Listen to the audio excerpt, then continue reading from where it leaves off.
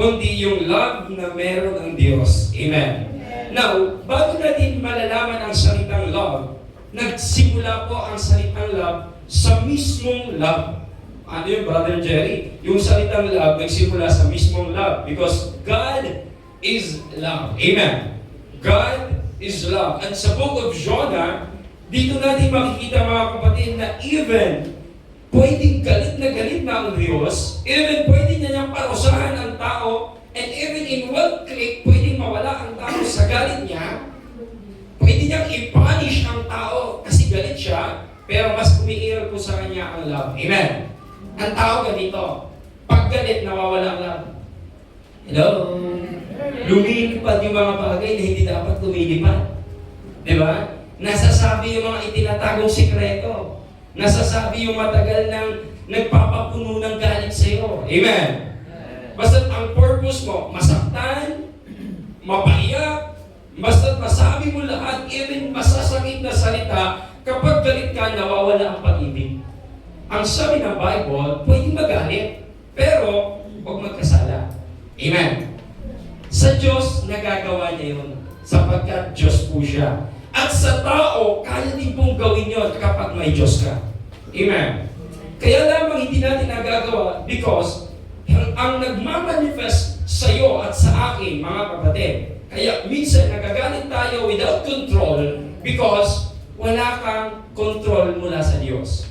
According to Galatians chapter 5 verse 22, makikita mo yung fruit of the Spirit, mga kapatid, and the fruit of the Spirit magmamanifest sa iyo kung kailan ka tumanggap sa Panginoon, may fruit of the Spirit ka. Amen? At yung galit, hindi na dapat na umiiral mo sa atin. Amen? Galit ako sa kaaway ko, sabi ng Bible, love your enemy. Amen? Galit ako sa asawa ko, sabi ng Bible, love your wife. Amen? So maraming purpose, at ang sabi ng iba, hindi kasi nakakabwisit kasi yung mga anak ko eh. Ang sabi ng Bible, huwag kang maglagay ng ikakagalit sa mga anak mo.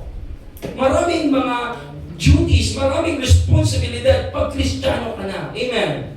Gusto mo walang responsibilidad? Gusto mo wala kang duties? Gusto mo wala kang gagawin? Gusto mo walang magkokontrol sa iyo by the Word of God?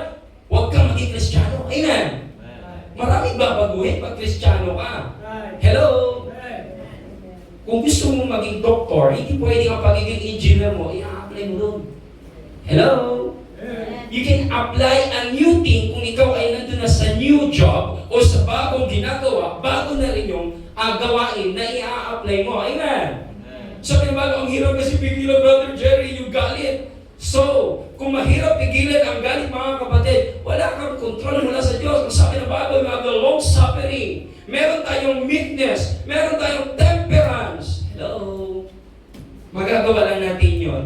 Pinakapunat dulo kapag may pag-ibig ka.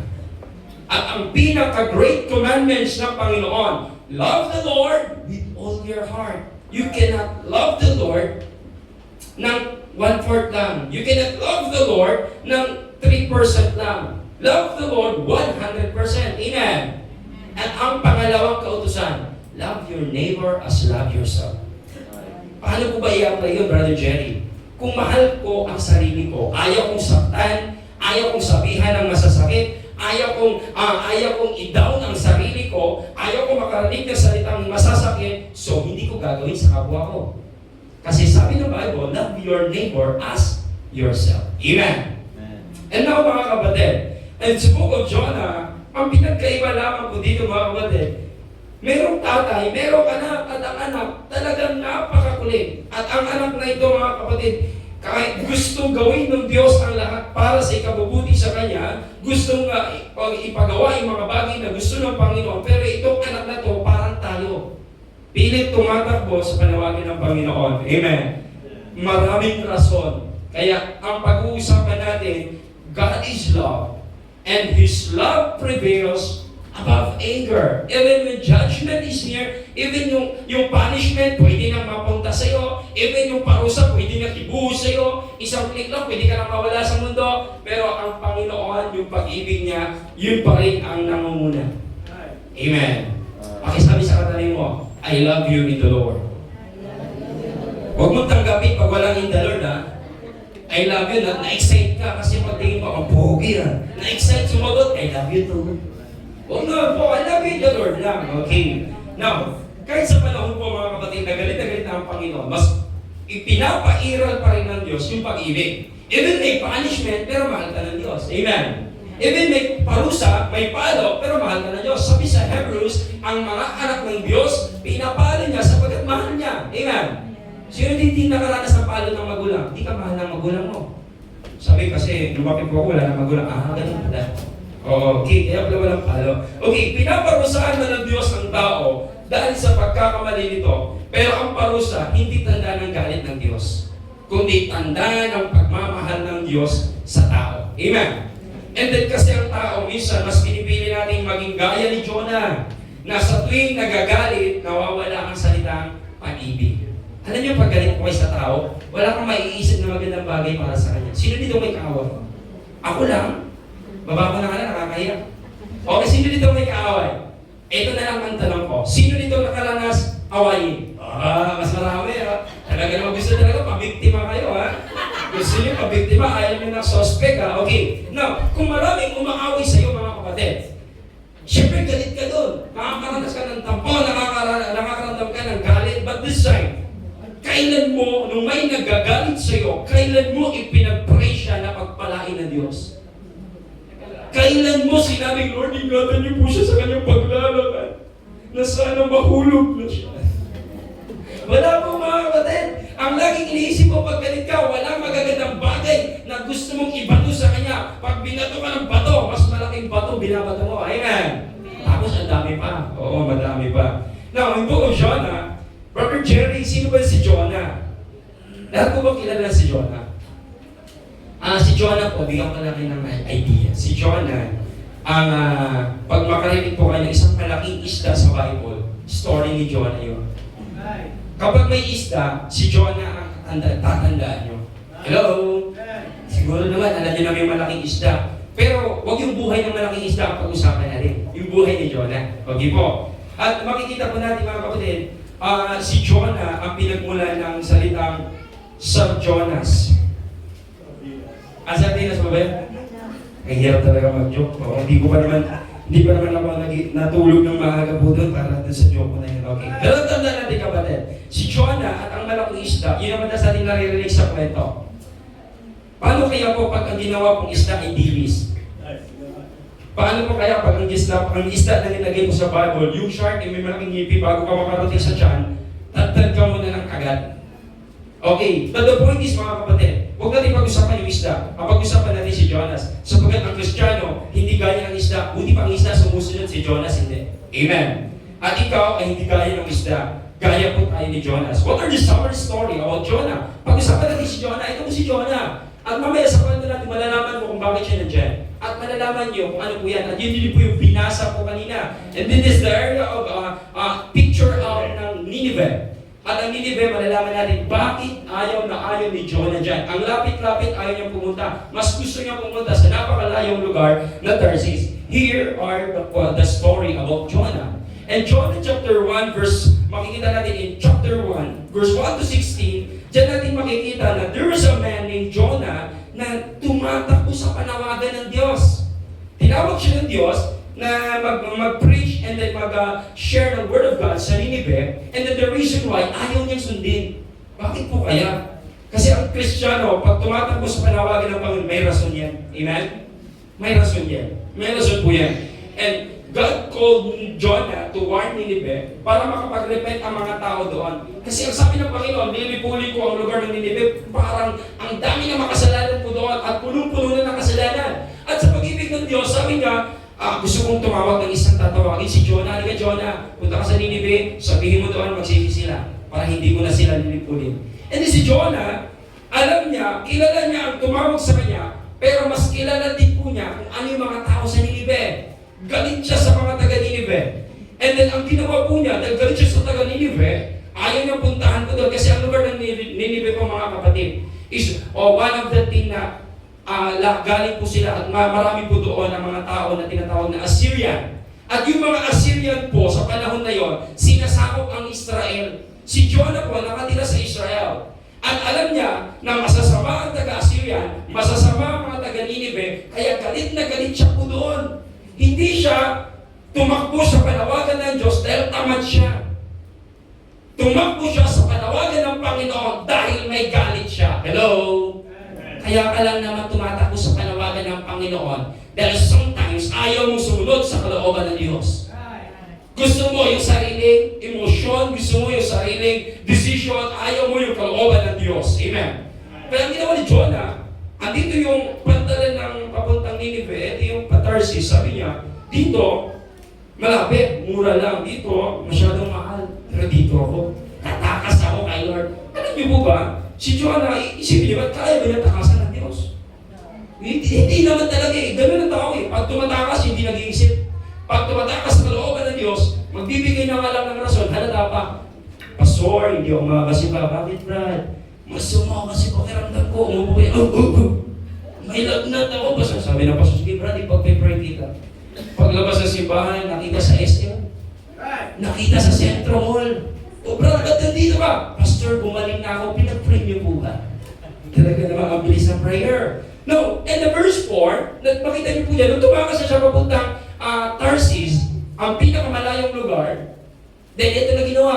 Jonah chapter 1 verse 4, but the Lord sent out a great wind, not normal wind, but great wind into the sea. Malaking hangin o malakas na hangin and bagyo. There was a mighty tempest in the sea so that the ship was like to be broken. Sa sobrang lakas ng bagyo, ng hangin, umaalog yung bangka na sinakyan ni Jonas.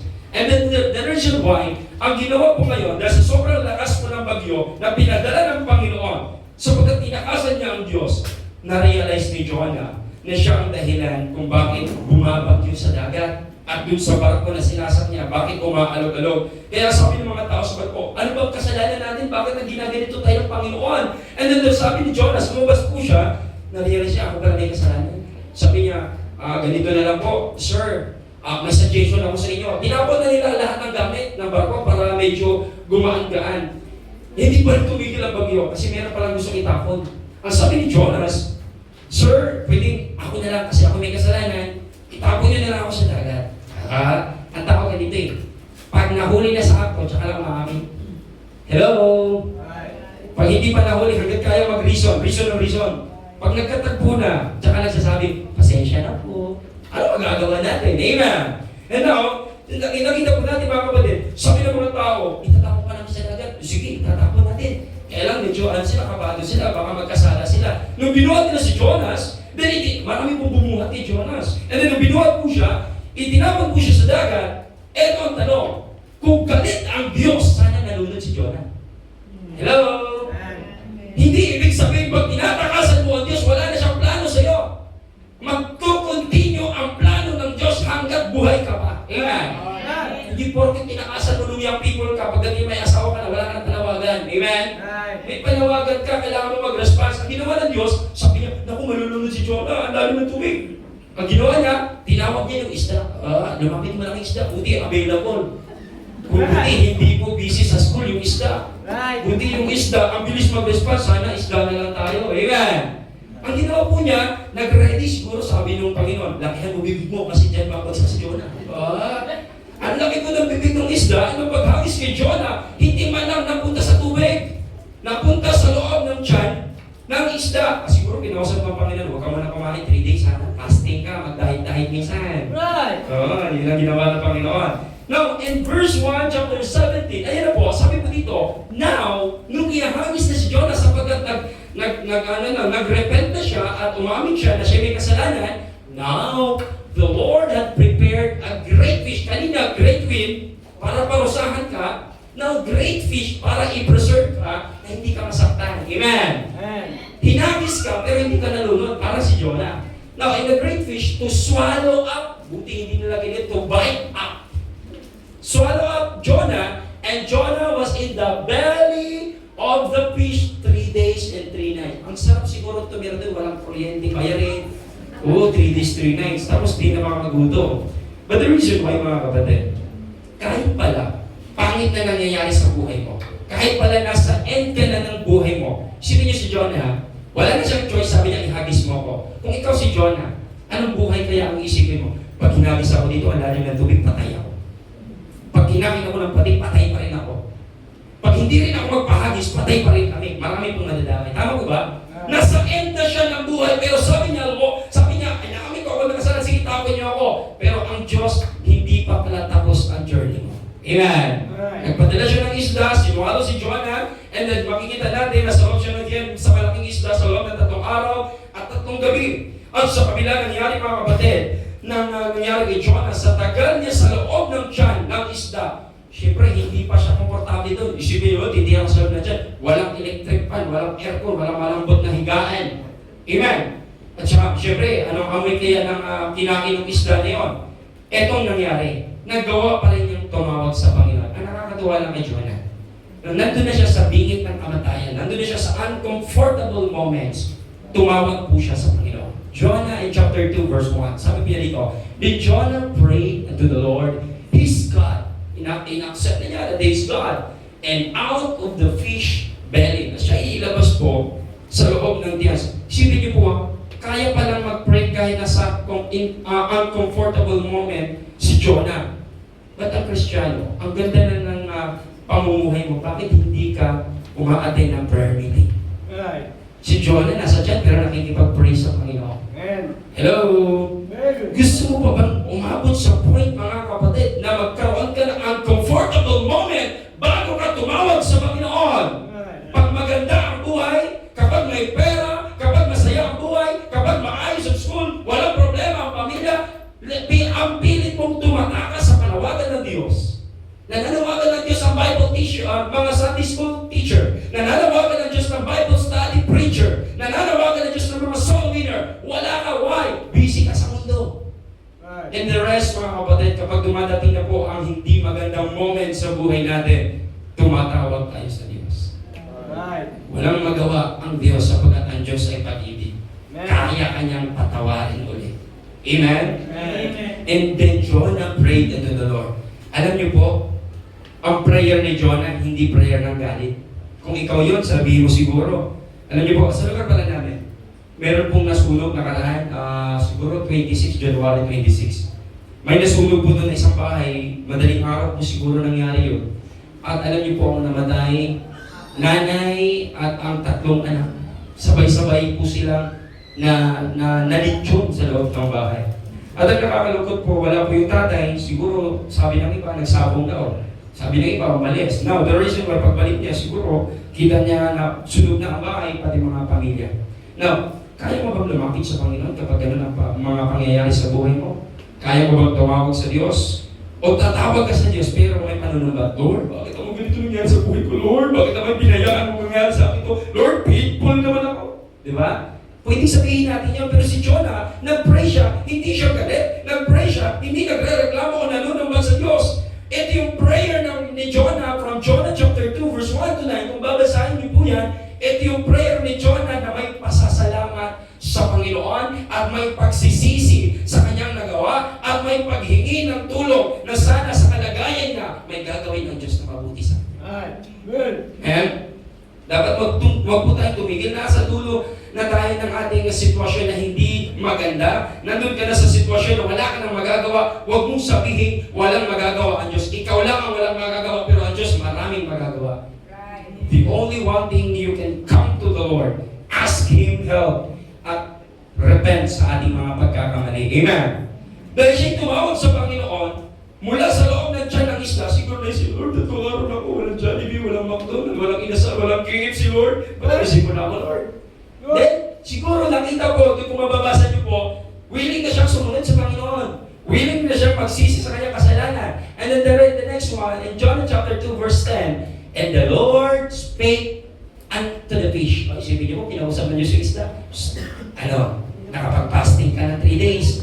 And palalabasin ko na po yung laman ng tiyan mo. And it vomited out. The word vomited is iniluwa si Jonah sa dry land. Isipin niyo po mula po sa loob ng tiyan, at hindi po siya iniluwa sa kung saan-saan lamang, sa dry land. Grabe po ang Panginoon, napakabuti, napakabait. Amen?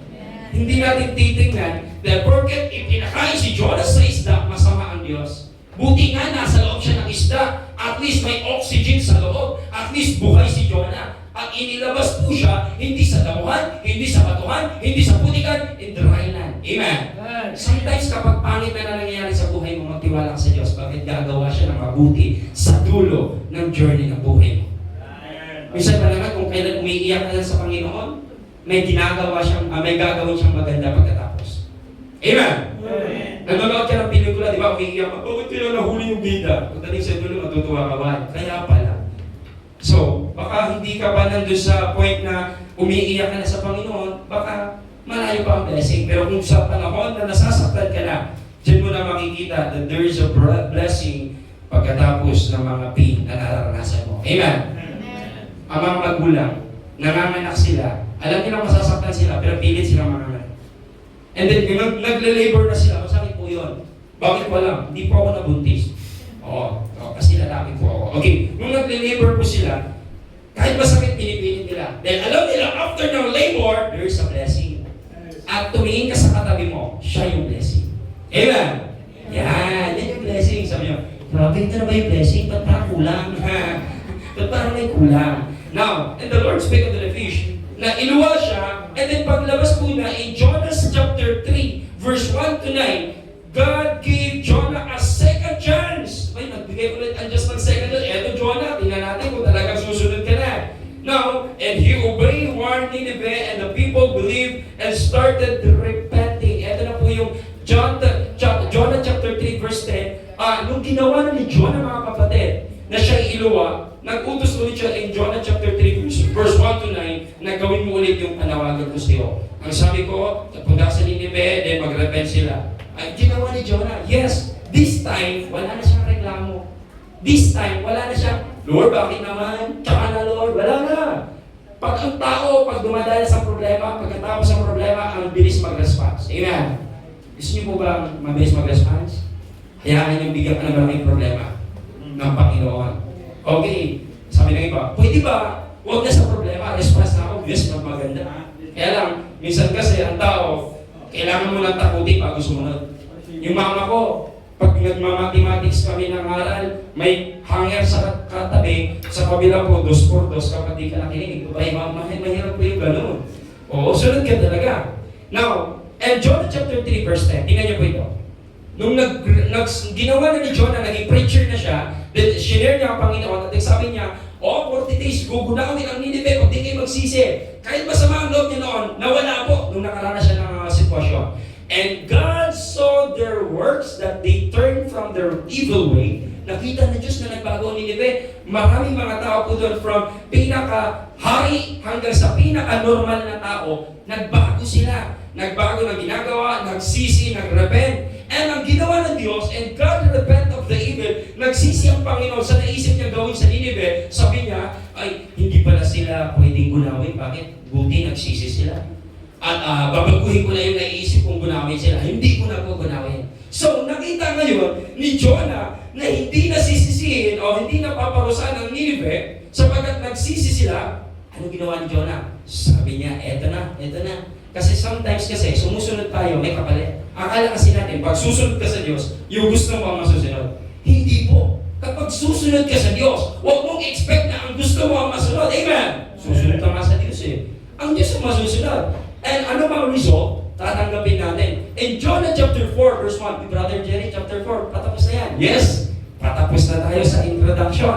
Ang sabi ko dito, but it displeased Jonah. Abay, nakakapang ano po, ito po yung pakiramdam na naghinakit ng mainam si Jonah. Naghinakit po siya, nasaktan siya, parang nalungkot siya. Sapagkat nagsisi ang Nineveh, pero nasaktan siya.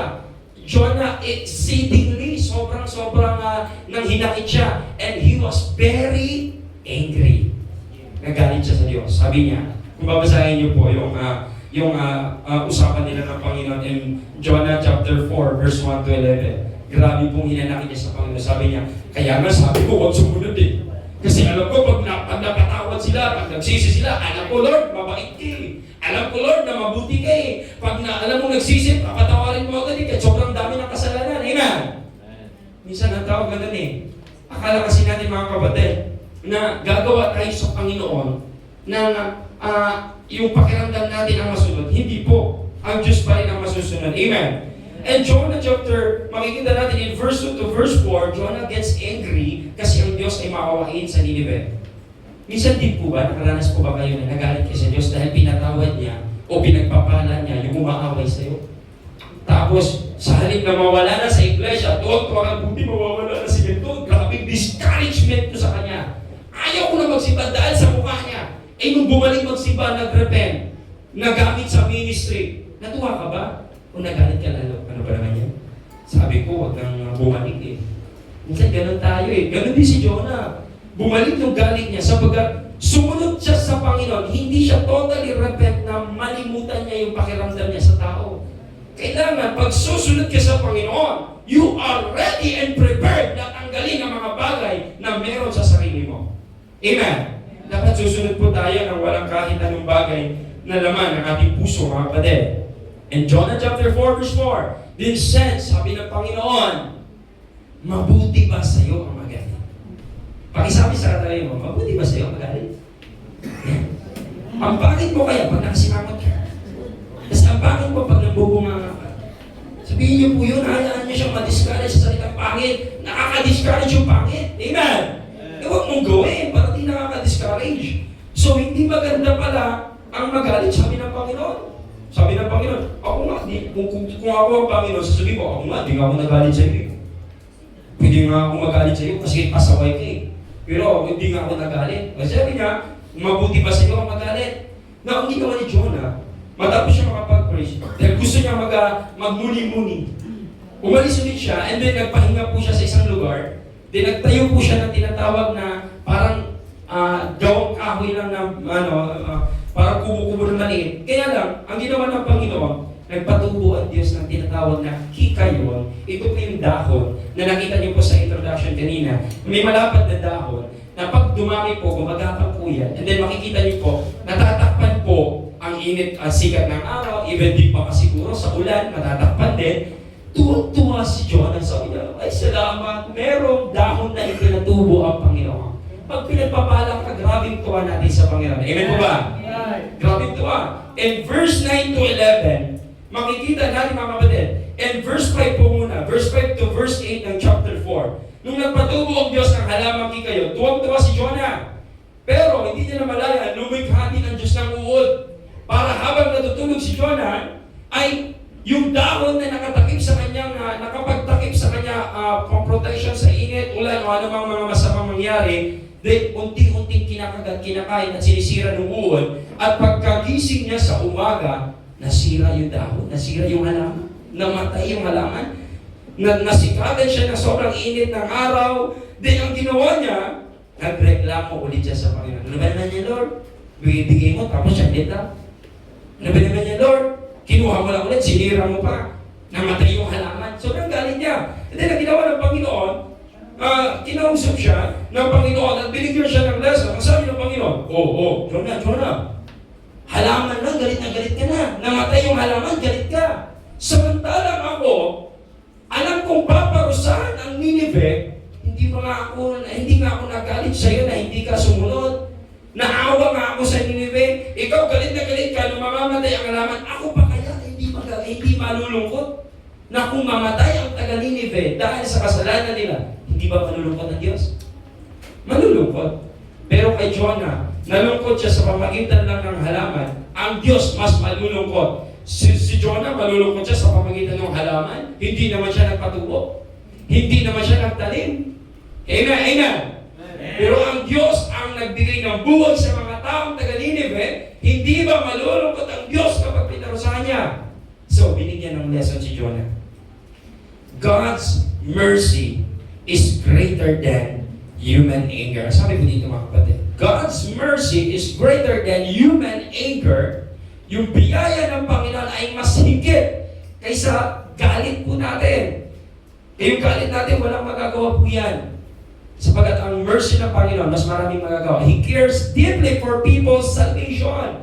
Ang mercy ng Panginoon, ang point po nito is to care people's salvation, yung kaligtasan ng tao. But a human love based on personal emotion, ganun ang tao.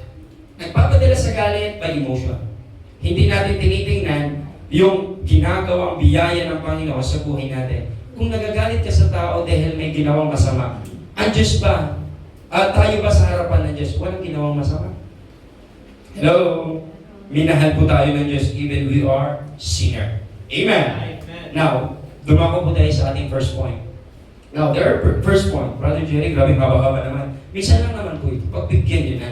Okay. Once a month na nga lang. Okay. There are some instances in the Bible, mga kapatid, that where God shows anger, but His love still prevail toward us. Maraming mga instances sa Bible na ipinapakita ng Diyos ang kanyang pag-ibig.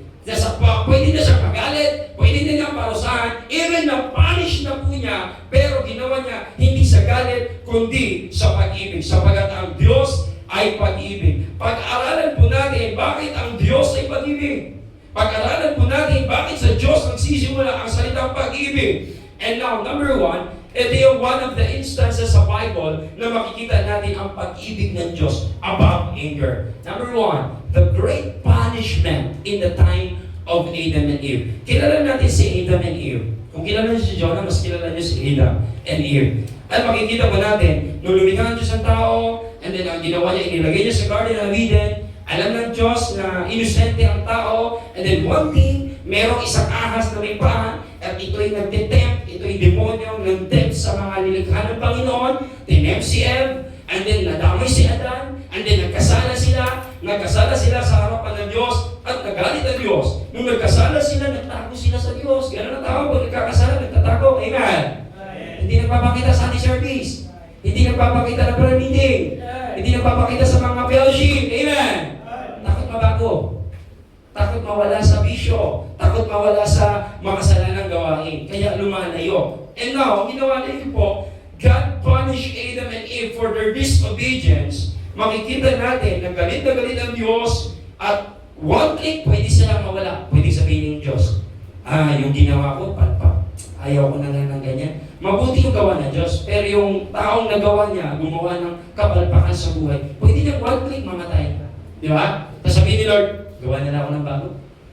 Isa pa na naman nagawa ko. Di ba? Pwede sabihin ng Diyos. Pero hindi niya ginawa, mga kapatid. And according to Genesis chapter 3 verse 15, ito yung ginawa po niya nung bibigyan na niya ng punishment si Adam, si Eve, even po ang nagkasalang ahas. Ang sabi dito, and I will put enmity between thee and the woman, and between thy seed and her seed, and it shall bruise thy head, and thou shalt bruise his heel. Ito yung prophecy, mga kapatid, na nagpapakita po na ang punishment ng Diyos kay Adam and Eve sa kanilang pag-disobey sa Diyos, hindi lamang po sa galit ng Diyos, kundi may dahilan ng Diyos kung bakit niya paparusahan.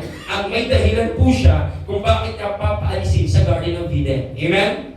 Hindi masama ang Diyos dahil pinalayas niya sa Garden of Eden. Kundi meron po siyang reason kung bakit po niya pinapalayas. At ang plano ng Diyos, a prophecy that there is Jesus, there is a Messiah, na yung dating na walang koneksyon sa Diyos, pwedeng maibalik with Jesus Christ.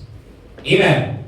At kahit nagkasala ang tao, may plano pa rin na ginagawa ang Diyos. Doon natin titignan, huwag dapat mag-end ang paniniwala mo na pinalayas ng Diyos ang mga tao na ginawa niya, at nilagay niya sa Garden of Eden, pinalayas niya, masama na ang Diyos. No! Hindi lamang sila pinalayas, hindi lamang sila ay pinagalitan, dinamitan pa nga bago umalis eh. Amen? Binigyan sila ng punishment. At ang punishment hindi ang mamatay, kundi ang punishment, kundi maghirap ng kaunti. Kaunti lang po yun. Yung bago ka kumain, pagpawisan mo, manganak ka na may masakit. O hindi naman mahirap yun ba? Bakit? Ang dami nang nagkaanak ngayon eh. Hello? Enjoy na nga sila sa buhay nila, paramihan ng anak eh. Kaya nga umabot kami ng 12. Ako, pang 11, buti na lang at umabot na lang 11 at 12, nailabas po ako. Eh kung hanggang 10 lang, di na umabot sa akin. Okay, now, makikita natin mga kapatid, may punishment, pero may hope, mayroong mercy, mayroong pag-asa na pwede palang makabalik sa Panginoon. Amen. Hello? God's love plans redemption, not abandonment. Ang plano niya, mayroong pagbabalik.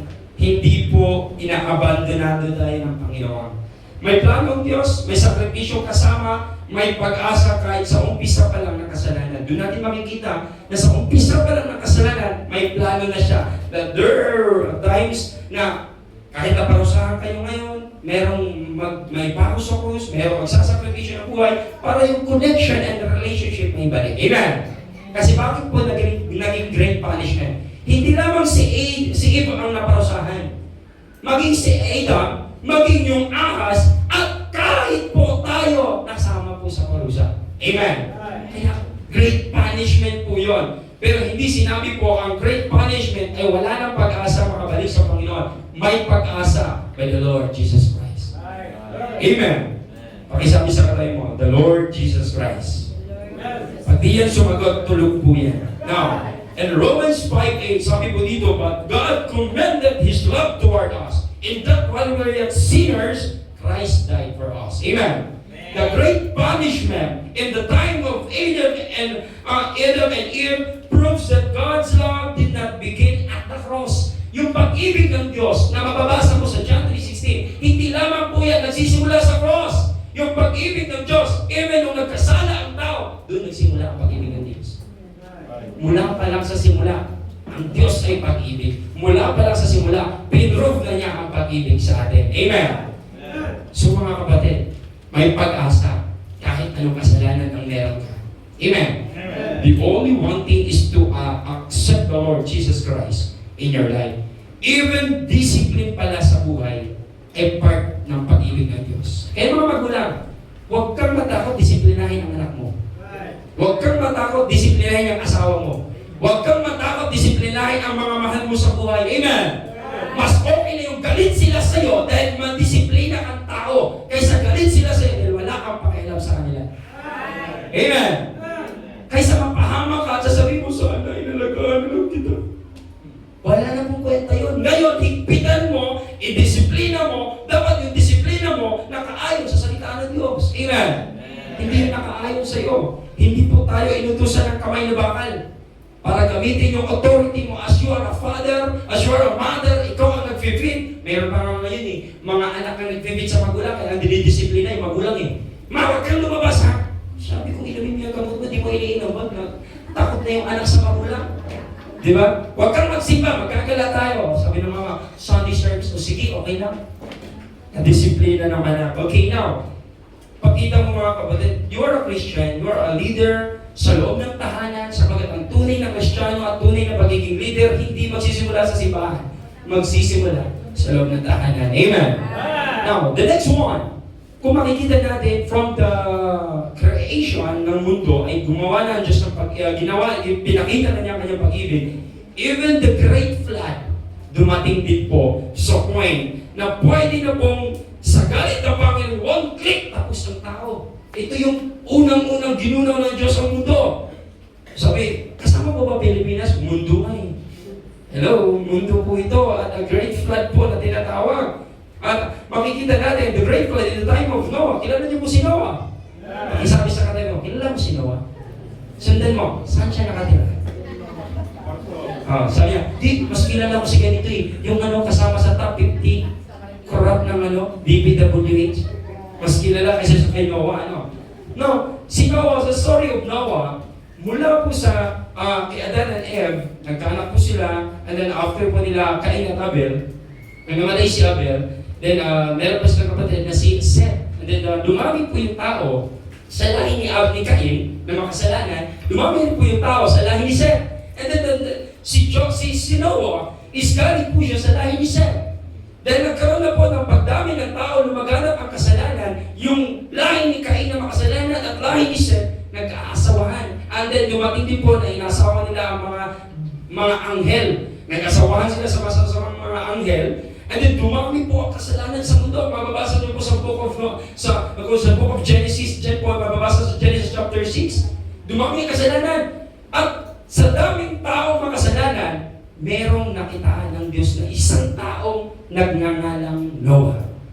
Nakakita po ang Diyos ng biyaya. Nakakita ng biyaya si Noah sa paningin ng Diyos. Even pala po sa lugar ninyo, maaring maraming kasalanan, pero merong isang makita ng Diyos. Sana ikaw yun. Amen? Sana ikaw yun. Huwag mong pangarapin ng ibang tao yung sana ikaw po yun, kagaya ni Noah.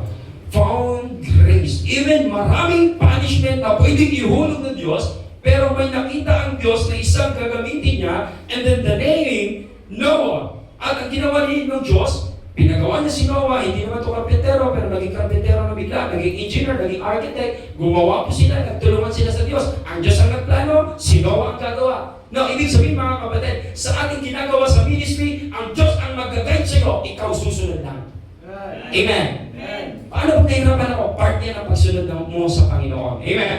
Sa gitna ng galit ng Diyos sa mundo, nangingibabaw pa rin ang grace ng Diyos sa tao. Pwede naman sabihin, isa lang naman pala ang mabuti. Hindi, sama ko na yan. So, gunawi ko na lahat. Pero hindi. Iniingatan niya yung isa sapagkat doon pala sa isang tao na yon magmumula ang lineage ng ating Panginoong Isus. Kung ginunaw ng Diyos, asa wala tayong pag-asa ngayon. Hello? Magpasalamat po tayo sa Panginoon, hindi kay Noah. Okay. Now, kahit karapat dapat ang mundo sa hatol, naghanap ang Diyos ng paraan para maligtas ka. Ang pag-ibig ng Diyos ay hindi nawawala kahit may judgment. Noah's life po, makikita natin na yung pag-ibig ng Diyos nagliligtas, hindi po nagpapahamak. Amen? Yun ang pag-ibig ng Diyos. Mahal ba ako ng Diyos? Binigyan ako ng work? Kung napapalayo ka sa Diyos, hindi po galing sa Diyos yan. Amen? Tandaan niyo po ito. Kung gumagawa ang Diyos ng isang bagay na magiging gagamitin mo para sa kalooban niya, gumagawa ang diablo para ilayo ka sa kalooban ng Diyos. Pakitabi kang katabi mo, sabi mo, good morning. Ayan, okay. Ibig sabihin mga kapatid, kung gumagawa ang Diyos, gumagawa ang diablo, sinong sinusunod mo? Paano, Brother Jerry, yung pera ko, yung kayamanan ko, yung meron ako, yung talent ko, yung kakayahan ko, ito ay galing sa Diyos? Masasabi ko galing yan sa Diyos kung napapalapit ka sa Diyos. Amen? Nawawala ka sa prayer meeting, nawawala ka sa Sunday service, paano mo masasabi sa Diyos galing yan? Hello? Hindi ka na magamit sa ministry, bakit busy ka sa mundo eh? Ang Diyos po nagpapala. Pero sa Bible, ang diablo din nagpapala. Tingnan mo kung napapalayo ka o napapalapit sa Diyos. Amen? Sa Noah's life, makikita natin ang pag-ibig ng Diyos at niligtas. Ang baha, naglalarawan po sa judgment ng Diyos. Pero yung ark na ginawa ni Noah, naglalarawan po sa kapagliligtas ng Panginoon. Hindi naman niya ginawa ang ark para iligtas lang only ang family ni Noah. Nilikha po ng Diyos yung ark para iligtas ng tao. Ang problema ng tao, hindi naniniwala. Amen? Magpagkamit ka sa Panginoon, bakit malapit ang Panginoon dumating? Sabi ng isa, hindi ko yun. Napapanood ko kayo sa Facebook, matagal pa ang Panginoon dumating. Edit lang naman yun, mga AI lang naman yun eh. Hindi ka ba naniwala? Paano pag mamaya na? Hello? Hindi pwede, madami pa akong plano. Gusto ko pang yumaman, gusto ko maging top 50. Para makabili ako ng isang coaching may payong. Okay. Ibig sabihin po mga kapatid, even may judgment, merong salvation. Hello? May baha, pero may arka. At ang sabi po dito, sino nagplano sa arka? Ang Panginoon. Even may plano ang Diyos na i-judgment ang maraming tao para parusahan, pero may plano din po siyang iligtas ka. Doon pa lang nagpapakita na po mga kapatid that there is a chance, even you are a sinner, pwedeng masave sa panahon na lalapit ka sa Panginoon. Amen? Kung galit ang Diyos, wala sanang arka. Pwede mo sabihin, gugunawin ko mo doon. Jonah, Noah, mag-deli ka sa salbabida. Ikaw lang ang pamilya mo mag-salbabida para masave kayo. Hello? Pwede mo sabihin, pero bakit gumawa siya ng napakaraming ark? Hindi lamang po yun sa mga hayop lang. Kung mahal ng Diyos ng mga hayop, mas mahal ka ng Diyos, tao kayo. Amen? Now, ang purpose ko doon, sa loob ng 100 years, bago dumating ang barko, wala talaga naniwala. Kaya walang pumapasok. Amen? Pero dahil sa pag-ibig ng Diyos, gumawa siya ng daan para maligtas ang tao. At para nito, para ma-preserve din po ng Panginoon ang lineage ng ating Panginoong Isus. Amen. Noah's Ark or Noah's pictures of Christ. Tingnan niyo po ito ha. Kung ang ark, kung ang flood ay nagpipicture, naglalarawan ng judgment ng Panginoon, merong ark na naglalarawan ng pagliligtas ng Panginoon. Amen. Kung may Noah na ginagamit ng Diyos para iligtas ang pamilya niya, merong Jesus Christ para gagamitin ng Diyos para iligtas ka. Kaya walang pinagkaiba mga kapatid. May ginagawa ang Diyos mula noon hanggang ngayon. Amen? The life of Noah reminds us that even in the world deserving judgment, God's love still looks for someone to save. Kahit inisip niya, pwede na parusahan, sapat na sa tao parusahan dahil may kasalanan, pero mahanap siya ng kaparaanan na pwede ka pang maligtas. Amen. Pakisabi sa katabi mo, mahal ka ng Diyos. Mahal din kita.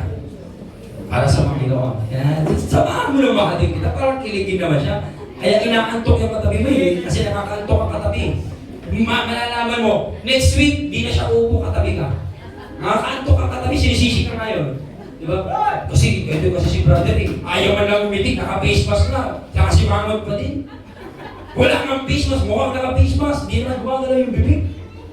Dapat naman umitik-itik ka para makasama ka niya. Alam niyo, maraming mga Kristiyano excited magsimba kasi katabi na naman nila yung kasama nila noon. What? Yan ako noon. Excited na magsimba dahil marami akong tropa. Pero paano pag yung tropa mo hindi nagsimba? Kaya hindi rin nagsimba. Katabi po sa ibang bagay. Katabi sa ibang puntahan. Now, the reason why the life of Noah, God's judgment is tempered with mercy. Ang punishment ng Panginoon, ang parusa ng Panginoon, may kaakibat po na biyaya. At humahanap lagi ang Diyos ng paraan para hindi ka lang parusahan, kundi may pag-asa, pwede kang masave mula sa parusa. Amen? Hello? Amen. The great punishment, the great flood, and last one. Makikita natin mga kapatid, the great famine na nangyari po in the time of Joseph. Kilala niyo si Joseph? Si Joseph yung nabarangay. Si Joseph yung nabarangay tapos nakipag-away kasi lasing. Hindi po yun. Si Joseph po sa Bible ang pag-uusapan natin. Okay. Now, makikita natin in Genesis chapter 50 na sinasabi po dito mga kapatid.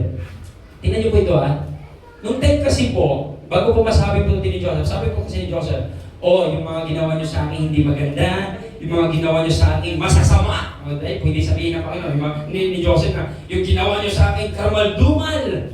Sabi niya, plano yun ng Diyos para sa ikabubuti. Sabi niyo, ang bait ni Joseph, sa kabila ng kanyang nangyari, sa kabila ng kanyang pinagdaanan, ang sagot na niya doon sa mga kapatid po niya, may plano ang Diyos ginamit kayo para sa akin.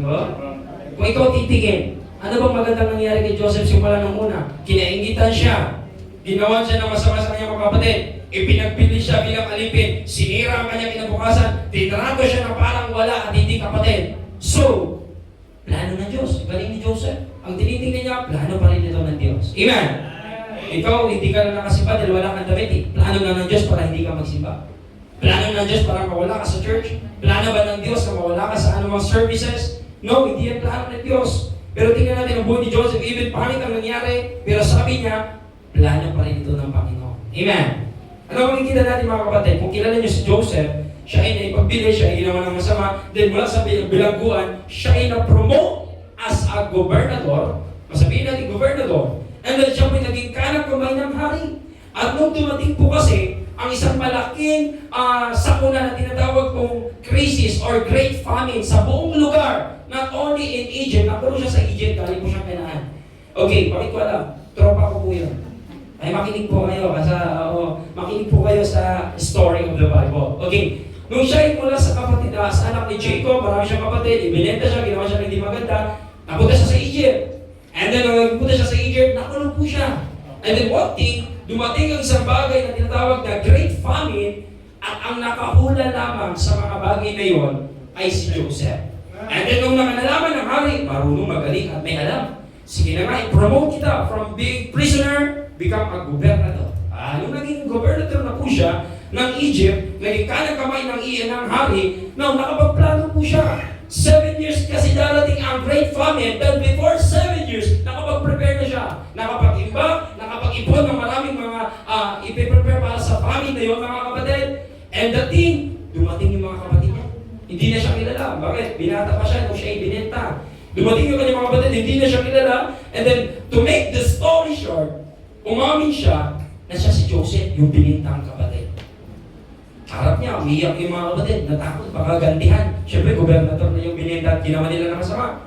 And then, the point is, mga kapatid, ang sabi ni Joseph, nawala na po yung sinabi ni Joseph. Okay, tuloy natin. Nawala na si Joseph. Okay, Tuloy natin mga kapatid, na makikita natin, na sabi ni Joseph, yung ginawa niyo sa akin, yung masasamang bagay na binato niyo sa akin, mga kapatid, sabi niya sa mga kapatid niya, but God meant it unto good. Ibig sabihin, ito'y plano ng Diyos, ito'y pinag-isipan ng Diyos, at ang plano pala ng Diyos, kailangan ko munang ibenta, kailangan mo na maging alipin, kailangan mo na maging makulong, para darating ang araw, ipopromote ako ng Diyos para i-save ang Egypt, and not only ang Egypt, pati ang family niya. Alam niyo ba kung bakit? Mabuti ang Diyos. Kasi, kung hindi na-preserve ang buhay ng kapatid ni Joseph, si Jesus hindi galing kay Joseph. Si Jesus po nagmula sa lahi ng Judah. At si Judah, ang kapatid ni Joseph, na gumawa ng hindi rin maganda kay Joseph. So, kung nagutom lahat ng mga kapatid ni Joseph at namatay, wala po si Jesus Christ. At kung wala si Jesus Christ, pakisabi sa katabi mo, hindi ka maliligtas. Hello? Praise God. Praise the Lord. Galing ng Panginoon. Kaya huwag mong titingnan, porket may great famine, porket may problema, porket may suliranin, wala nang magandang plano ang Diyos. May gagawin lagi ang Diyos sa buhay mo. Even yung bad things, turn to good things kapag ang Diyos ang nagpaplano. Pero pag ikaw nagpaplano, yung good things mo, nagiging bad things sa dulo. Sabi sa Proverbs, may mga bagay na sa mata natin mabuti, pero ang dulo niya kapahamakan. Amen? Now, hindi pinapahintulutan ng Diyos ang sakit para sirain ang buhay ni Joseph. Ginamit niya ito para iligtas siya at ang marami sa mga bagay na darating. Kung walang great famine, hindi siya lalabas sa bilangguan. Hello? Kung walang great famine, hindi masasave ang family ni Joseph, mga kapatid. Kaya po dumating po na nasakop ang Israel sa Egypt, na dumami kasi ang Egypt dumami ang Israel sa loob ng Egypt. Kaya tumawag ulit si Lord kay Moses para iligtas yung mga Israel na nasa loob ng Egypt. Ang nagdala talaga doon si Joseph. May lugar po doon sa Egypt na mga Israelites na dumami na dumami. Kaya ang ginawa ng Egypt, baka takot silang sakupin sila, ginawa nilang alipin. Okay, alam niyo na ba yung kwento? That is the story of the life of Joseph. Kilala niyo na nga si Joseph, mga kapatid. Kaya wag na pong magkukwento na malilito kayo. Si Joseph the Dreamer, isang karpintero. Magkaiba po yun. Si Joseph the Dreamer at si Joseph the Carpenter, magkaiba pong tao yun. Okay, na makikita natin mga kapatid, in the life of Joseph, now, ibig sabihin po, gumagawa ng mga bagay at kaparaanan po ang Diyos na kahit sa mga bagay na masasama sa tingin po natin, mabuti po ito sa harapan ng Panginoon. Amen? Love ng Diyos ay hindi laging protection from pain. Yung love ng Diyos, hindi laging protection from pain. Sometimes, may purpose in pain. Bakit si Shadrach, Meshach, at Abednego? Anak sila ng Diyos, bakit tinapon sila sa apoy?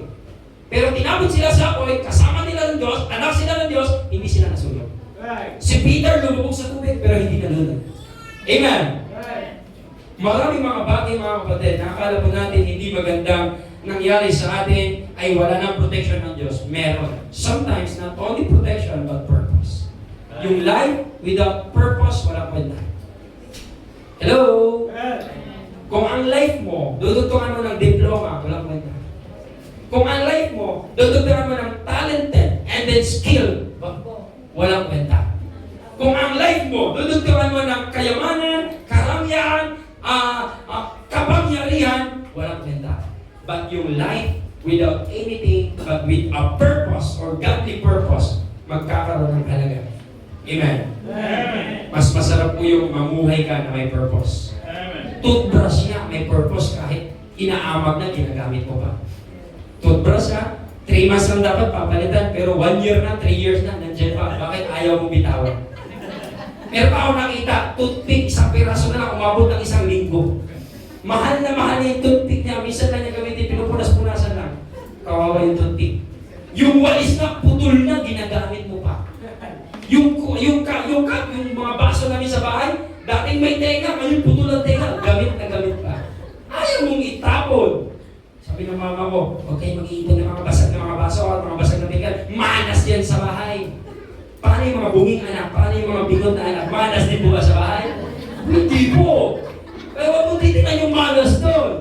magpasabog ka ng pikulo at mga paputok para pagdating ng Pasko, mawala yung malas. Huwag kang magpasabog sa labas, baka yung malas pumasok sa bahay. Magsimula ka magpasabog sa kwarto, sa kusina, sa kama para lumabas yung malas.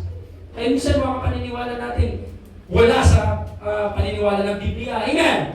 So mga kapatid, tingnan natin mga kapatid. Balik tayo sa ating topic, that God turned what seems bad into good. God sees love because He turned evil intention to instruments of salvation. Tingnan niyo po ba? Ginamit ng Diyos yung mga kapatid ni Joseph para mapagpatuloy ang plano ng Diyos kay Joseph. Hello? Minsan ginagamit po niya yung mga masasamang tao. Bakit ba mga masasamang tao ginagamit ng Diyos? Yes! Pwedeng gamitin ng Diyos ang masasama para i-deliver ka ng Diyos sa plano niya, sa gusto ng Panginoon. Amen? Ang dami kong kilalang pastor na nagsimula mo na maging bisyoso bago maging pastor. Naging drug dealer, naging drug pusher, naging drug user, naging drug abuser. Marami ng user, lahat na sir. Ginamit na po sila, pero naging pastor. Sometimes, ginagamit ng Diyos yung mga bagay-bagay na yan para yung kalooban ng Panginoon mangyari sa buhay mo. Isda nga, ginamit ng Diyos para kay Jonah. Tama po ba? Right. Yung pa kayo masasamang tao, kaya huwag mo silang awayin. Minsan ginagamit sila. Kapag inaaway ka, lagi mo sasabihin, praise God, ginagamit ka ng Diyos. Iwan ko lang kung hindi siya manlamin. Hindi kasi Diyos ang nagpagamit eh. Nagpagamit ako, Diablo, alam ko eh. Kaya mo lang. At least ginagamit yan ng Diyos. Even yung bad things, kung mayroon kang mabungangang nanay, gagamitin yan ng Diyos para tumino ka. Kung mayroon kang mga pasaway na tatay, gagamitin yan ng Diyos para mag-mature ka. Kung meron kang mga isip bata na magulang, gagamitin yan ng Diyos para maging isip magulang ka, hindi ka maging isip bata. Kung meron kang mga pasaway na lang, gagamitin yan ng Diyos para maging preacher ka sa loob ng bahay. Kung may mga tropa kang swail at ligaw ng lantas, gagamitin yan ng Diyos para maging liwanag ka sa kanila. Amen! The greatest proof ng Panginoon. According to Romans chapter 8 verse 28, and we know that all things work together for good to them that love God, to them who are called according to His purpose, mga kapatid. Even yung bad things, magiging good things, even yung bakit gaganda, tumingin ka sa katabi mo. Walang ganda dito, puro pangit. Okay. Ang sinasabi ko pangit yung sitwasyon. Okay, even yung pangit gaganda, mga kapatid, kapag nasa purpose ka ng Panginoon. In our conclusion, saglit, ganito. In our conclusion, mahina pa rin. Kami lang yung nagkakaintindihan. In our conclusion, the greatest proof that God is love, we can found in John 3:16. Last verse, open your Bible in the book of John, chapter 3, verse 16. Sabi di ba, hindi ko na i-open to, memorize ko to. O, memorize mo, pero hindi mo na unawaan. Ipapaliwanag ko sa'yo. Dahil sometimes, may mga tao ganito. Meron ako isang nabasang true story that there was a man, a Christian, na sabi niya, gusto ko munang gumawa ng masama bago ako magpagamit. Hello? Oo, magdilikod ako sa Panginoon, pero gagawa mo ako ng masama para makaganti. Sometimes, yung galit natin, minsan, kapag magpapairal po yan, pwede kang mapalayo sa Panginoon. Amen? Sometimes, ang malaking sunog nagsisimula sa maliit na posporo. Sometimes, ang cancer nagsimula sa maliit na bukol. Minsan, ang tinatawag na infection ng sugat nagsimula sa maliit na gasgas. Kung gagawin mo ang isang maliit na kasalanan para sabihin mo makukomportable ka because nawawala ang angry mo, so, hindi po magiging mabuti yan sa dulo sapagkat walang mabuting itinatanim na magbubunga walang masamang itinatanim na magbubunga ng mabuti. Ang masamang ginagawa, nagbubunga ng masamang resulta. At ang mabuting ginagawa, mga kapatid, nagsisimula, nagbubunga ng mabuti. Amen? And though, the greatest proof ng Panginoon, minahal ka na ng Diyos. You cannot live by angry, hindi mo kailangan mabuhay sa galit. Ang sabi ng Bible, kapag may galit ka, huwag mo paabutan ng sikat ng araw, paglubog ng araw. Kaya kung magagalit ka, simulan mo ng alas 6 ng umaga. At least mahaba-haba yung paglubog, mahaba-haba pang magalit. Pagdating ng alas 3, baka wala ng araw, tanggalin mo yung galit. Kaya nalimutan mo, kinabukasan, nagalit ka pa din. Hanggang next year na, nagkita kayo, galit